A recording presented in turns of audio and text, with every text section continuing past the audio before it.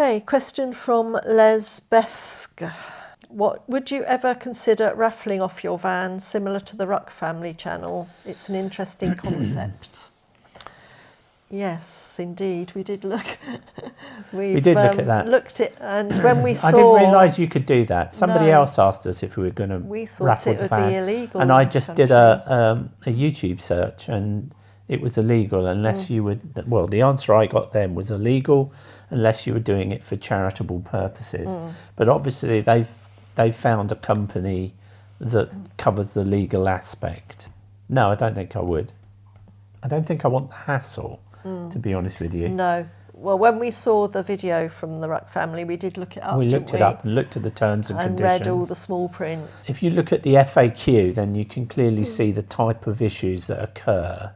Fingers crossed for the Rucks. I hope it goes well for them. I hope they achieve the amount of money they want, and that, good luck to them.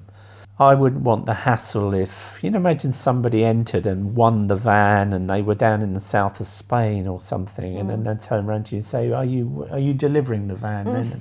And then, I just it's all the unforeseen consequences that might crop up that you can't predict. We will advertise the van for sale.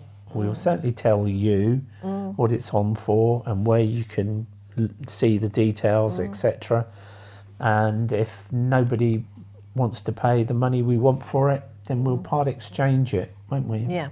That's the plan, yeah. That's the plan. All right, we've got a few questions now from Tom Waldgeist. How did you get into van life? We got into van life because we were fed up of caravan life. Yeah, fed up with having to book sites, staying on sites. Fed up with listening to the leaf blower and the lawnmower. Yeah, on the caravans. And you just, the rules, the petty rules, the signs in the toilet telling you what you can do and what you can't do. Not being able to just stop off when you're en route towing your caravan and you see something you want to go and see. Yeah. You can't stop there because you're towing a caravan. Yeah. Having to have a big tow car. Yeah.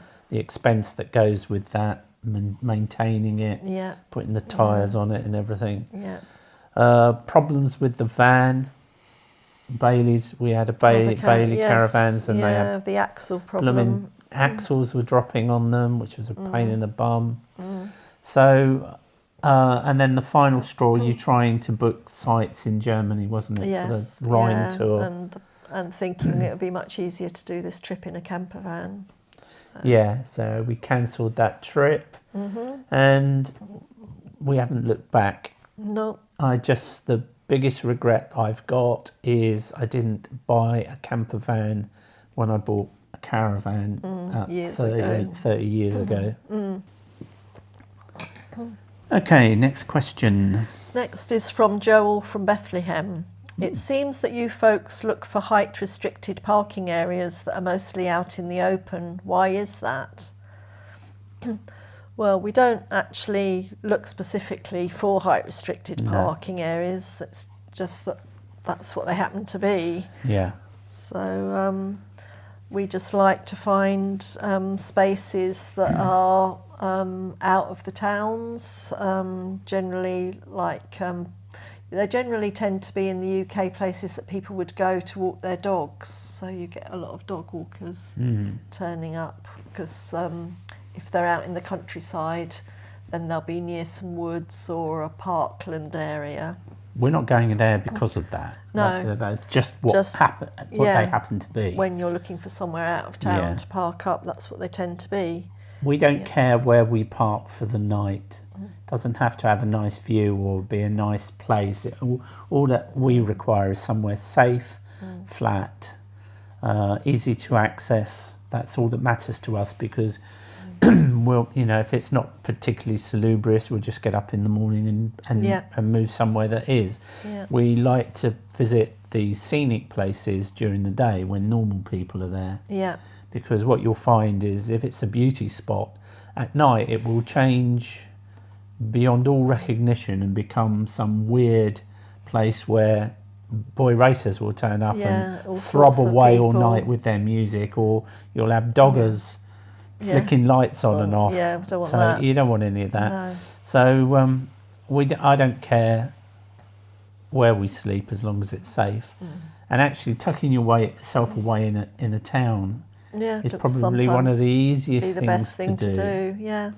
So we never have anywhere pre-planned at the start of the day. We used to, didn't we? We used to, but now we just when we've been and seen an attraction or done what we want to do for the day, depends where we are, and then we say, well, where should we go to sleep tonight, and start looking then. Yeah, and it's always funny that when you start, there comes a point in the day where you start thinking about where you're going to spend the night, and you start looking out for places. And I always think it's funny how that's not good enough, that's not good enough. And as that darkness falls, as it gets darker, you'll end up staying virtually anywhere. Yeah. It gets more desperate.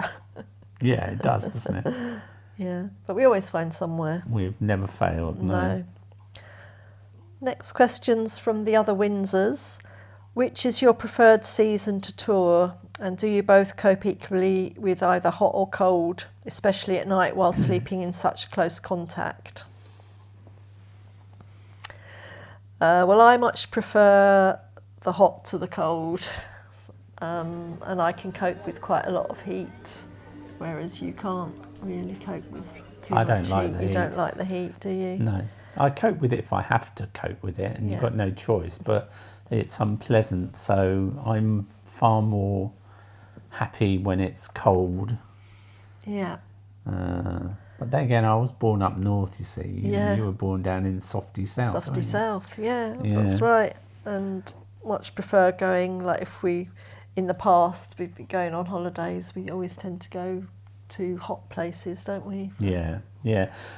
Those fans make all the difference. If you're going to be in a van, I think having your own individual fan is essential. And we find that sleeping in the van, even when it's hot, is not too much of a problem if we've got those fans just above our face, really, haven't we? If you can keep your face and head cool, it's fine. So going back to the question for sleeping in such close contact, generally, and when we're at home as well, I like to keep the bedroom cold at night. Yeah, with the windows open. With the windows open. So you will tend to have an extra blanket, more than me, to keep you warm.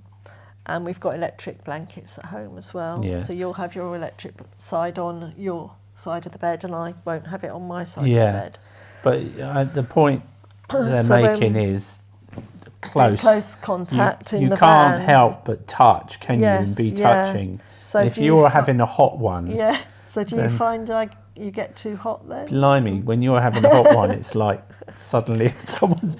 Put you in the oven. Someone's tipped a bucket full of embers in the bed, and then the blooming blankets come off, and but then you soon cool down again. Again, don't you? So, but that's going to be different in a new van, and we got loads of space in comparison. Yes, so that'd be interesting then. See what difference that makes. Yeah.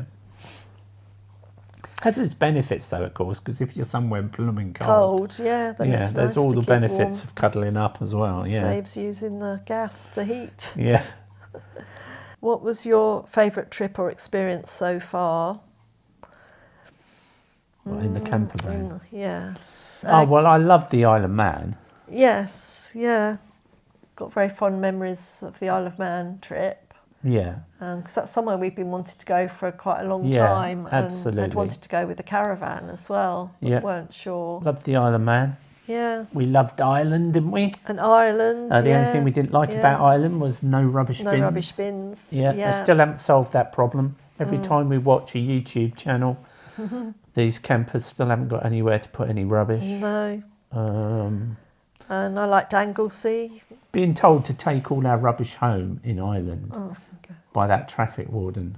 Where was that? Donegal? Donegal, was a low point. But the rest of Ireland and the rest of the people were absolutely lovely, weren't they? Yeah.